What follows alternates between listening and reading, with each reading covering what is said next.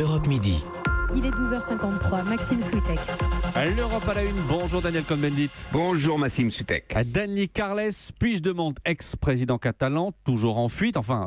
Il a été arrêté ce week-end en Allemagne. Il doit être présenté aujourd'hui à un juge allemand. La question qui se pose, c'est de savoir si l'Allemagne va expulser vers l'Espagne Carles Puigdemont. Vraisemblablement, peut-être, mais sous quelle accusation? Et c'est là que c'est important, car les Espagnols sont un peu emmêlés les jambes en faisant une demande en Belgique. C'est pour ça que ça n'a pas fonctionné. Alors voilà, le problème est le suivant.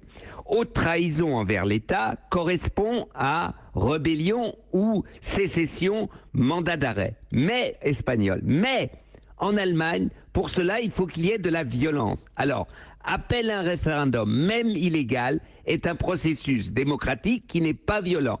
Donc, la Cour allemande pourrait dire il n'y a pas sécession, haute trahison envers l'État, ça s'appelle comme ça en Allemagne, parce qu'il n'y avait pas violence, et donc il pourrait être expulsé vers l'Espagne seulement, entre guillemets, pour détournement de fonds publics, ce qui amènerait à relativiser son accusation en Espagne et mettrait l'Espagne en difficulté, parce que c'est peut-être le seul pays où un appel à référendum est sécession. Et justement, pour vous, l'Espagne s'acharne sur Puigdemont ?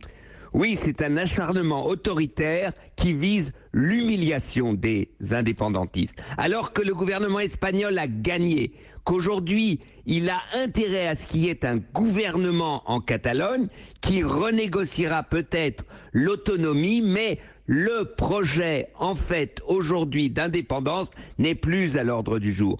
Donc, au lieu de s'acharner, le gouvernement espagnol et la justice espagnole jouent le jeu du gouvernement, devraient aujourd'hui trouver les moyens de négocier avec les indépendantistes. Dani, je vous ai déjà demandé ici même il y a quelques mois comment sortir de cette impasse en Catalogne. Vous m'aviez dit à l'époque que la seule solution c'était une médiation. Le problème c'est qu'on n'a rien vu venir. Oui, exactement. Rappelons-nous le député européen John Newell qui avait fait une médiation en secret en Irlande du Nord entre les protestants et les catholiques. Eh bien, il faut quand même que la Commission ou que des gouvernements européens ou que quelqu'un dans le Parlement européen se réveille et dise c'est pas possible de continuer comme ça. Je reprends mon argument d'avant.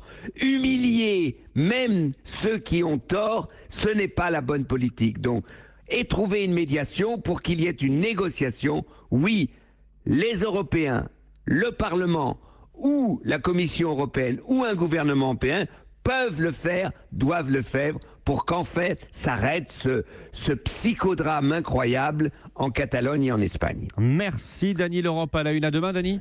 À demain Maxime, ciao ciao. Europe.